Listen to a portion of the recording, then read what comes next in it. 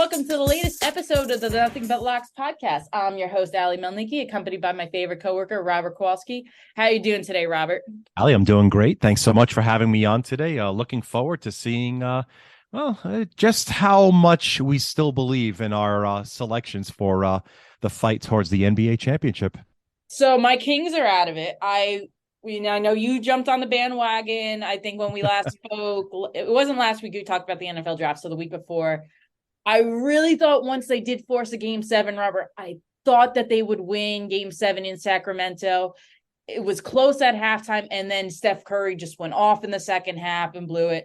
I was right to change my pick from the Clippers to the Suns because without Kawhi, they're nothing. It's one of the few times I agree with Stephen A. Smith. Kawhi, retire. You're just not doing, with your workload management, you're not doing us any favors, any entertainment value. Get out of there.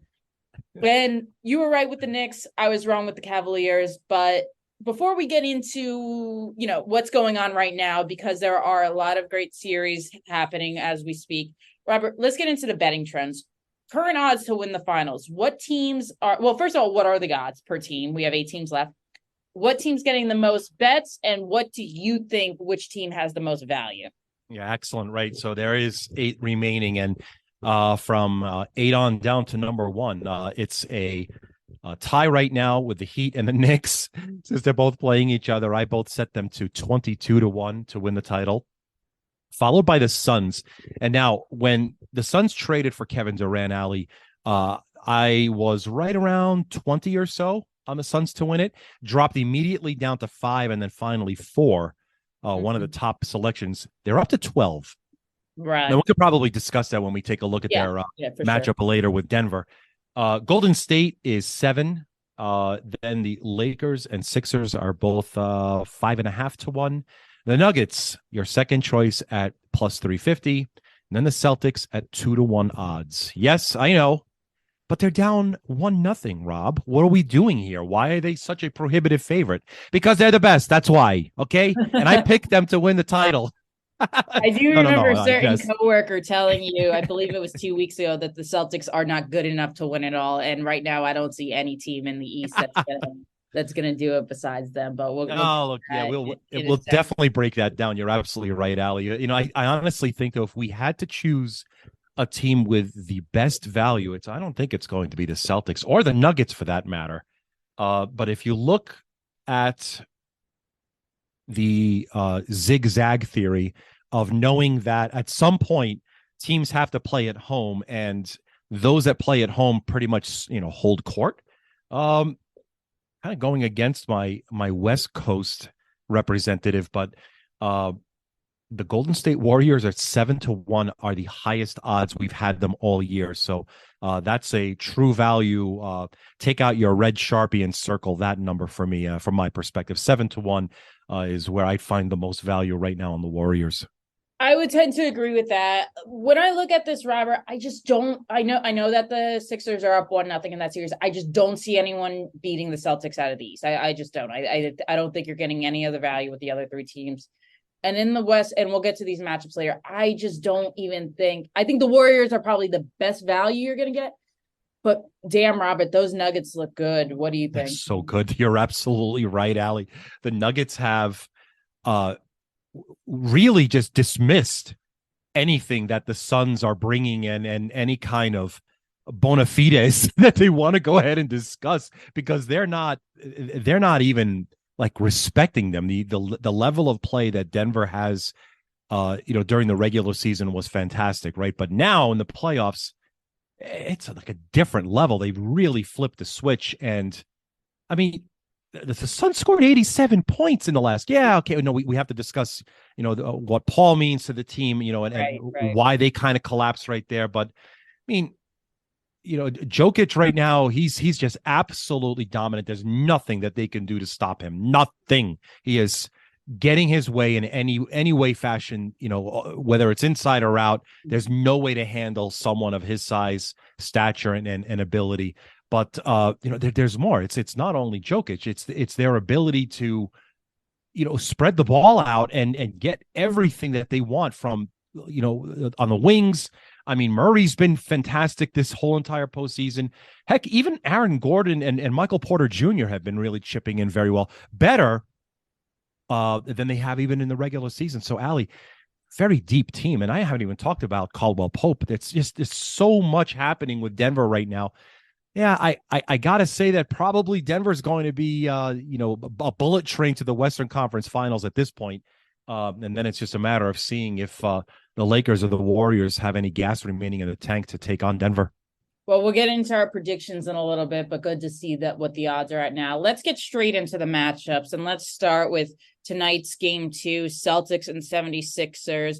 I think a lot of people were surprised that the Celtics did lose to the 76ers in game 1. Vintage Harden came back, and this is after Joel Embiid was declared out. I, for one, I didn't bet this game, but I was surprised that the Celtics did lose at home, but we've seen the Celtics come back from 1-0 plenty of times. So I'm not too worried about the series, Robert. I know Embiid is playing tonight.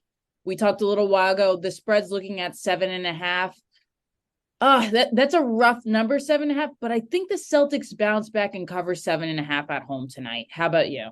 Yeah, I mean, the number does seem daunting, right? After the, real, okay, maybe, too much sky is falling here, but when they ended up giving up anything that James Harden wanted in game 1, they were 10.5 better than Philly. And I don't know if the difference of Embiid versus no Embiid is worth 10.5 down to 8. It's 8 now. So 2.5 points. I don't think that's actually accurate. I think Embiid's worth a lot more than that. I mean, look, without him, I don't know if the Sixers just pretty much just said, look, we got to take every 3 humanly possible. And they were great. They were 17 for 38 in that game. That was I mean, look, Boston also 10 for 26. That's very good. But the turnovers, and it seems to be a running thread. No, Allie? I mean, Boston, 16 turnovers versus Philly's only 6. Maybe that's somewhere we kind of want to gleam into it. I mean, it was really stupendous combined shooting from 2s, 3s. Free throws, Allie, they missed 1 free throw combined. There were 29 of 30. So it's a shame that this is actually not the Eastern Conference Finals, but just a low possession game, with so many points scored in game 1. Ultimately, I just think that we're going to see a big difference here right now. The number is 8, Allie, like you said, the total set to 217, a minor adjustment there with the news that MB is going to be back. But remember what we talked about. This is a man that really needs all the mobility that he can get. He doesn't have 1 injury to his knee. He has 2 injuries to his knee. So watch that in the first quarter and see if he's got the mobility that we know very, very well. I think a good play that I like is let's zone in on James Harden. He's not going to score 45 points again. We know that. I think Embiid being on the court kind of limits his ability. I don't think he could just throw up threes at will. I think that Doc Rivers really structures a more defined game plan to center on getting it into Joel Embiid to make those shots.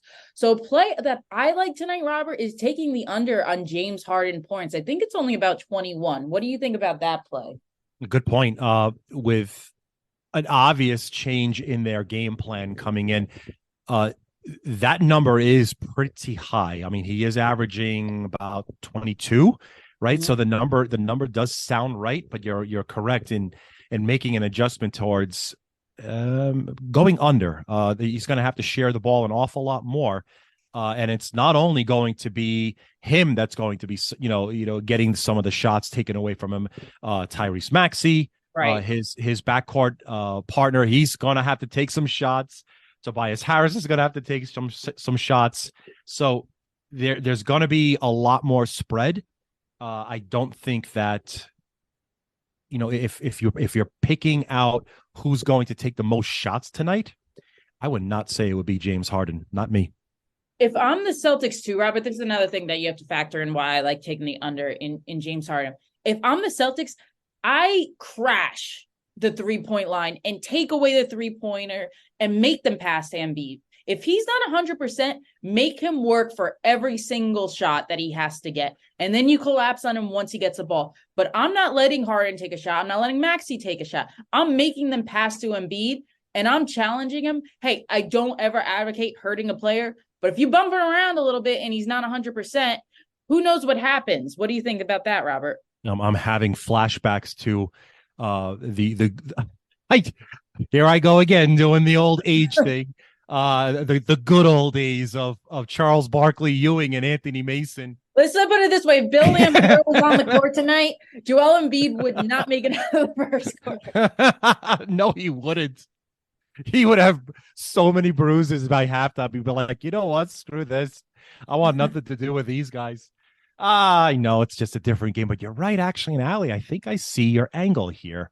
Under James Harden points, take away the three, right? Really spread out the wings and have them dump it down low, and then see if Embiid actually is 100%. I can't see him being 100%. And now look, I'm no doctor. I don't even play one on TV, but I don't think that he's going to be anywhere near as mobile as what we saw him in the series, against the Nets before his injury. So let's go to that 8 again. Allie, you think that you think that they cover 8 here, the Celtics do? I think 8 is a safe number. If it was anything above 8, I'd be a little leery because you don't know what happens toward the end of some of those games. But yeah, 8 is a safe number. It's still I'm not totally confident in it, and I'm not going to make a play on it. But if I had to lean one way, I would still lay 8. You put it up to 9, then I'm getting a little maybe I'll take it with the Sixers. But I do think, and we saw last night in the Knicks game, 1 point that doesn't make a difference who covers. So 8 points, I'm still fine laying with the Celtics. Anything above 8, no go from here. But I do like the over too, Robert, because I think too, if I'm the Celtics and I need to execute a good game plan that's gonna really drive Embiid to work, I'm doing fast pace. I'm doing transition shots. I am picking up the pace in this game and making him run back and forth. Because be honest, Harden's not, young chicken too. So if I'm the Celtics, I'm going to push the pace back up, and I think it goes over. What's your play on the total? Very good. Yeah, I would say it goes over, but that, tends to lead towards what Boston's kind of known for, all those turnovers. So that'll lead to probably some easy transition points. So actually, now that I'm actually looking at it a little bit deeper, sure, I would have loved to have had that opening number of 10 with the Sixers, which that's long gone. But, to go over the total, definitely feel more comfortable about that than taking the 8. Only because of what you're predicting with the transition and the level of offense. I mean, they did score 234 points in game 1 combined, right.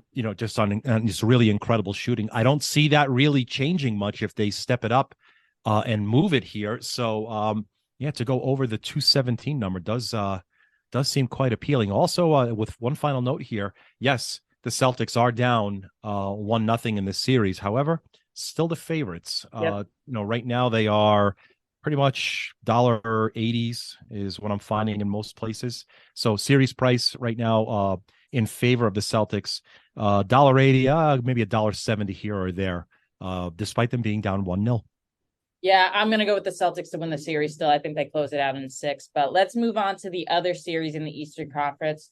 That's the Knicks and the Heat. The Knicks evened out the series last night. Obviously, Jimmy Butler didn't play. That gave the Knicks a leeway, but they still struggled, Robert, against the Heat. If I'm a Knicks fan, I'm kind of disconcerted about that. What are we looking at for the next game? Do we have a line out yet for game 3? Right. It is. It's a pretty solid number right now, but there's an awful lot of circles, lines, and asterisks next to it due to so many questions as to who's playing and who's not on Saturday afternoon. The Heat hosting the Knicks will be a 3-point favorite in the total 208.5, Allie. And that is with the presumption that Butler is playing, correct? Exactly. So this is one where I will lay the points with the Heat, even if Jimmy Butler doesn't play. I think the Knicks just matched up very well with the Cavs, and I'm not high on the Heat either. However, I do think that the Heat know how to play the Knicks very well. And I think that Tom Thibodeau's style of coaching is starting to make the Knicks look a little bit a little bit tired. I noticed that last night when I watched the game. It seemed like they lacked a little bit, and they didn't really come alive to the fourth quarter. And they really needed Jalen Brunson to pick it up to really win the game. What do you think, about game 3, Robert, and this series? Where do you see it headed? Good point, right? And so if we gleam back into game 2, right, with Butler out, the Knicks got all the way up to as high as a 10-point favorite in some books. They only beat Miami 111 to 105, but the threes were flying. They ended up hitting 40% of their threes. The Knicks did.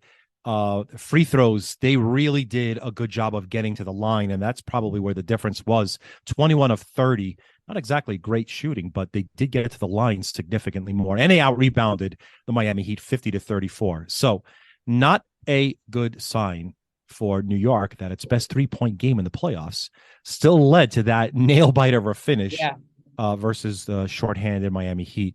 So I think ultimately it was the Knicks defense. 8 and then 6 turnovers were forced. It's just, it seems to be kind of soft when it's adjusted for the pace. And that is my big concern. And Allie, it kind of flows right into your consciousness in that no Butler. They needed to absolutely hit the lights out from outside, and they kind of eked out the win. It was really a very close game. It was a 1-point game with less than 2 minutes left. So, I mean, look, if we pour it down right now, 3, my first step would be to take the 3, actually. And then if the 208.5, I think we're going to see again with Butler in. Just I don't think that he's going to make such a big impact on the total. So I still think the game does go under. I agree. And then, of course, we'll take a look at the series price. This is almost a pick 'em at this point. The series is tied. The Heat get the smallest of edges, -3 nickels, only due to the home court. But right now, it's pretty much a virtual pick 'em in the series price, Allie. Who do you lean? Oh, come on. I got to go New York. I mean, I was never a Knicks fan, and I like I said, I don't like the Heat. I think the Heat. I think Eric Spoelstra is a better postseason coach than Tom Thibodeau. So I think that Spoelstra knows to utilize his bench. We saw last night guys like Caleb Martin came out, had huge games. Kevin Love had some big threes. I think he knows how to utilize his roster to get the most out of him, and I think he's going to end up out coaching Tom Thibodeau in this series. So we'll see what happens there. Let's move on to the Western Conference, Robert. And last night was a fun game to watch, Warriors and Lakers. I did watch the majority of that. What is the series looking at now pricing-wise? Well, surprise, surprise. The LA Lakers are now the favorite. Of course. LeBron's the favorite. First of all, Anthony Davis had the best postseason game he's ever going to have last night. So if you want to know who I'm betting in game 3, I'm not a big Laker fan. I'm taking the under in Anthony Davis's points, whatever it's listed at. I didn't even look. And I'm definitely taking the Warriors to win and cover. But what is the spread, by the way, for game 2? I should know that. Thursday, yes, right. So this game does tip Thursday at 6:00 Pacific. I've got them 5.5, the Warriors, and the total's way up to 27.5. It's just doesn't seem to stop, no matter like where I started. I think I started it at like 225, and it's just over. Every bet's coming on everything. Over right now. I would bet over every game of this because neither team knows how to play defense. Oh, it's so true. I mean, look, the Lakers, they were the dogs, of course, playing in the Bay Area. 5-point win. Free throws. What in the world happened here? This is just the weirdest inside-outside dichotomy I could possibly imagine. But the Lakers 25 of 29 from the line to 5 of 6. So talk about one team driving and the other just relying on what they know best and going from the outside. So yeah, it's just as huge as a disparity the free throws were. Golden State won Trey's 21 out of 53. Mm-hmm. Allie, let that sink in. They took 53 three-pointers. So Golden State almost hit more threes than the Lakers took, 6 out of 25. So clear extremes right there. But LA won on scores of 1s and 2s. So I'm including free throws. I just do this geeky math stuff that I love to do every time. So you look at the Lakers, they won scoring on ones and twos by a 99-49 count. That is as extreme as it gets. And then flipping to the other side, Golden State were 45 points better on the threes. So we talked about the series. The Lakers now $1.70 favorite with that 1-0 lead. With start on the road, and once you pick up that road win, that's where the big shift does happen. I still think that Golden State will be within arm's reach of 65-35 to win their home games. Lakers lesser favorites to win at home, maybe 55-45 ish. So if you're looking for that zigzag theory, Allie, here's probably where it's at with the Warriors. So I didn't make a play on this game last night because when I saw the spread was 4.5, I didn't like it. I had a feeling the Warriors would struggle against the Lakers because they were just coming off a 7-game hard fought series. They only played, Robert, the previous day. They played Sunday afternoon. They had to play a Tuesday night game. Not like they had to travel hard, but still, that was a long, grueling series. The Lakers had a few more days of rest. And when it comes to the playoff, I put a lot of stock in rest. So I really didn't think that the Warriors would just blow them out. I think they bounce back the next game. I think now the Lakers caught up. That was a lot of minutes that they had a log last night. So in game 2, I am all over the Warriors covering that 5.5 points. How about you? This is a great thing that you pointed out. Do you know that because Sacramento and Golden State went the full 7, that actually, I don't know, we could always talk about rest versus rust, but Allie, because the Golden State series went 7, the Lakers now basically are forced to play every other day. Yeah. I don't know if that's to their favor. It definitely isn't. Right? So this definitely leads towards Golden State's favor. Now, I think I'm going to do the same thing here that I did with Boston Sixers. And I think that what we're looking at is a Golden State win, but a Laker cover here for me in game number 2. All right, that's fair. Let's move on to the final matchup that we have in both the Western Conference and all the NBA. The Nuggets and the Suns. Robert, I think that this is a gentleman's sweep coming up in this one. How about you? Actually, can we go ahead and just give them the 4-0? I mean, I'm being nice. I think that that Phoenix could steal a game. I don't even think they still game 3. I think they still game 4 to avoid the sweep. But Robert, I think that the Nuggets, everyone that doubted them in the regular season, are totally eating their words right now. The Nuggets are without question the best team in the Western Conference. And I think that they are just going to blow past the competition, whether it's the Lakers next round or the Warriors next round. But I don't think any team can match up with them in a 7-game series in the Western Conference. Do you? Well, it's a very, very difficult position to take a look at it and break down. You're absolutely right. So I did some more math on this, and I said, why do I have Denver, even though they're up 2-0, and it looked quite convincing, right? Everyone saw the game. We know the result there. It was a slower pace than game 1, right, with better defense and far worse shooting. So Denver right now, they're a $4.50 favorite to win the series. So the Suns are almost as high to win the series against Denver than where they were a week ago to win the whole title. Right.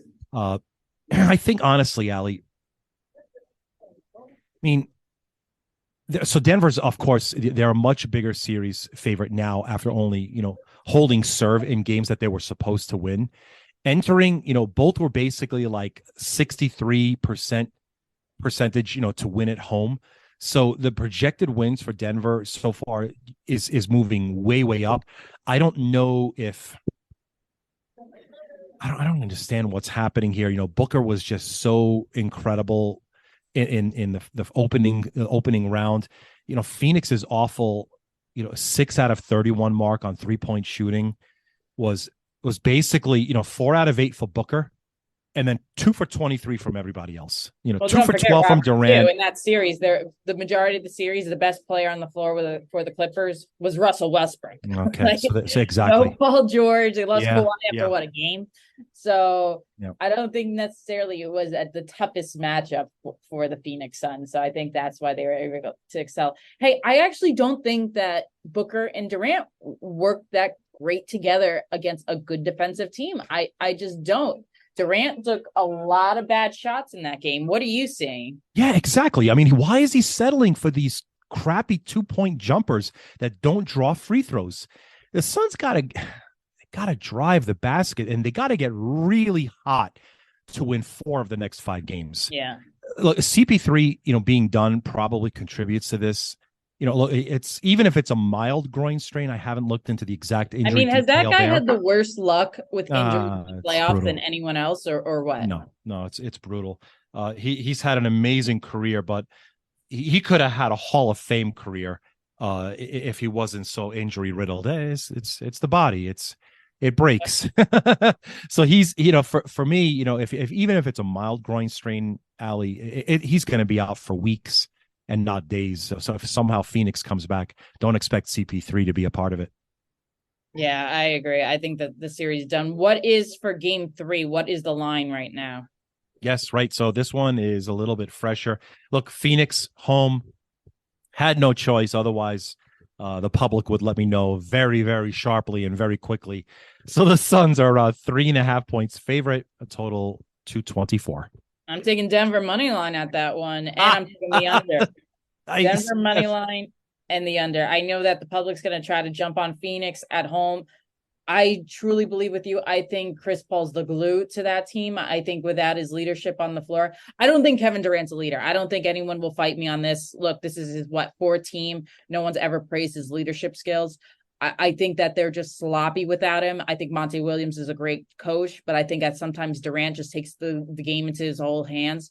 Thus, so you saw all his errant shots the other game. So I'm going 100% Nuggets money line and the under. How about you, Robert? I didn't quite get. So yes, right. To answer your question, definitely would love to grab the 3.5. Not so swayed. I should follow you on the total because I think that the defense is going to continue here. You that's not just going to turn off. Matter of fact, I think Denver may even do better defensively. So the under probably is something I should probably follow along with you. The first thing that jumped out to me is 3.5 seems to be a comfortable number. You took the money line, which is even more brazen. Yep. But it's just simply the way that you see these two teams playing their first 2 games. I mean, Allie, we just kind of broke down the East and the West. I don't know if you kind of laid off, or I think you may have taken the 8 on the Sixers. I know I did. I think I'm good with the 8. I think I'll still lay 8 with Celtics, but if it got to 9, I would take the Sixers. Warriors, Lakers, I took 5.5. Where you go there? I took the Warriors. I think the Warriors win in a blowout. Okay, good. We both took the Nuggets plus the 3.5. You've got so we're our split. How about that? You got the Heat laying the 3. I'll take it. Yeah, listen, when I this Phoenix Suns team, and we talked about this when they acquired Kevin Durant, I don't see the chemistry yet.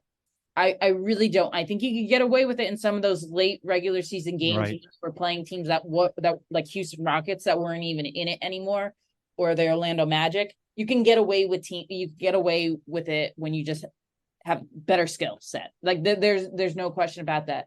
Robert, this team just doesn't seem to come together. Like if the Celtics were down 2-0 right now, I actually would still think that the Celtics have a good shot of coming back because they have such a cohesive unit that they're really all they've been playing together for years. If Jaylen Brown's having a bad game, Jason Tatum will pick him up.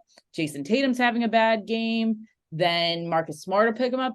I don't see that with the Suns. I just see Kevin Durant, something changed with him after that whole Warriors fiasco. I think he's just all about proving that he's the best player in the game, and he's not going to get to the point to prove that. And I think he just went to the Suns because that he thinks that's the best position for him to win. And I just don't think it translates to chemistry. I mean, am I so wrong with that? No, you're not. And think about this. I mean, when that trade went down and had Durant go to the Suns, I don't know how many people know this, but he was actually supposed to be a Miami Heat. there was a deal done that he was supposed to go to Miami for sure. And it was not for drawing a blank, Butler. It wasn't for Butler. It was supposed to be Butler and Durant together.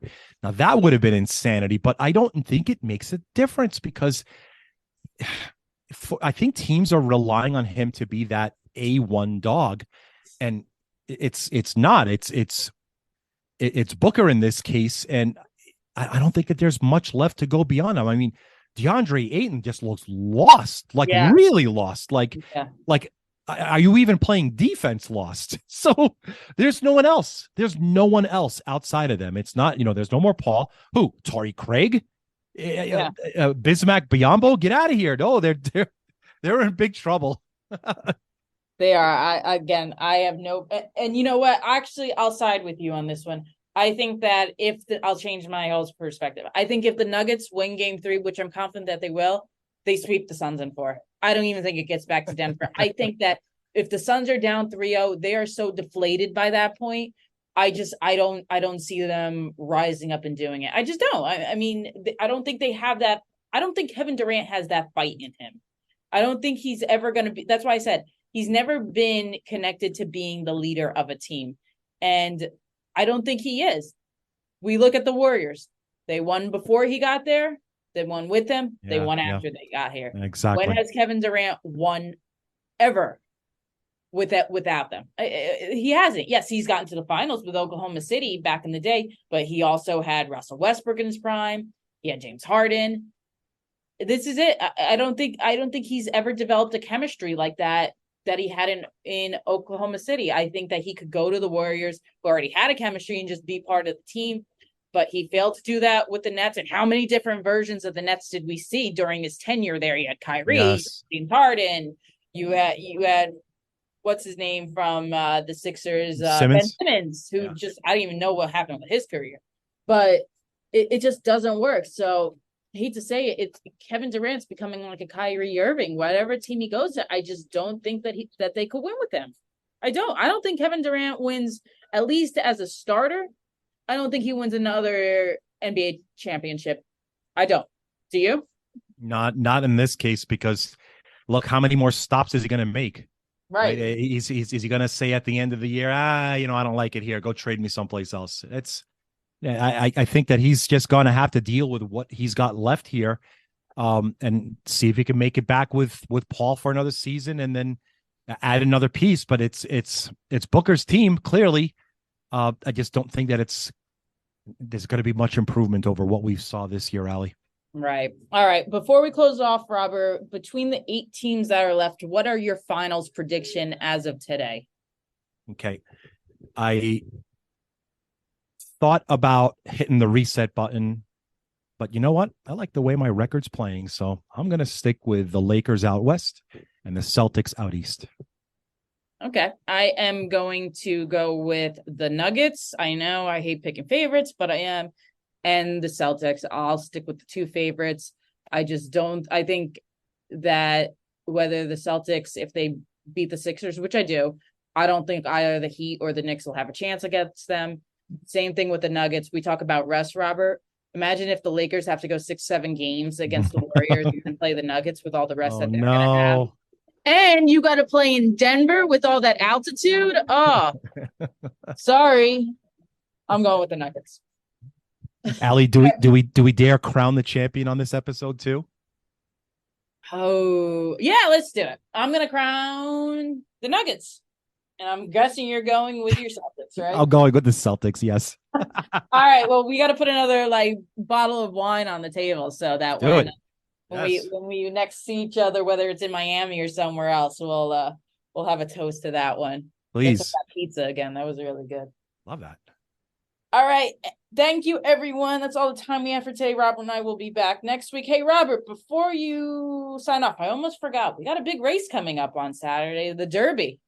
Who are the favorites for this one? Yes, exactly. It is. I wasn't going to leave that out. It is the very, very fastest 2 minutes in sports. There's a couple of fantastic horses that do jump out.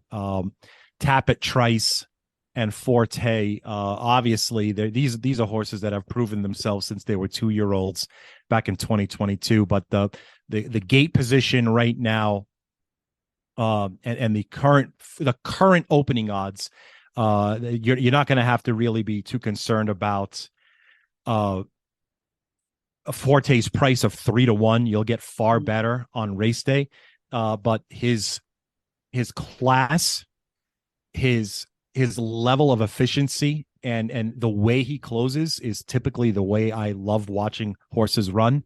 So it'll be very, very difficult to keep him out of any of the exotic bets. Most certainly in any kind of exactors or trifectas. Keying them in on doubles would be pretty silly to not include those. But just go ahead and have a look for yourself. Whatever you guys do, just don't pick the 1 or the 20. Oh, those are the worst positions. Don't. Yeah, you're not going to get much success out of those positions. No. I have not looked at the field that thoroughly yet. Thoroughbred. Pun intended. But I will be doing that. I have a wedding to go to in Santa Barbara on Friday, so I'm sure on the drive up I will pay some attention, listen to some radio, see who I like. I, for one, am very keen on jockeys. Since I was a little kid, I always bet mostly based on the jockey. That's my number one factor. Obviously, there's other factors. So I'll see the field. I will see who I like. And then I just like to watch the Derby. It's just a great time, great race. Really one of the great classics of American sports. And yes, horse racing is a sport. These horses work harder than most humans when it comes to their training. So got to give them all credit. Most over the world would call it the sport of kings. There you go. All right, everyone. Thanks for joining. Robert and I will be back next week, talk more basketball, and take care.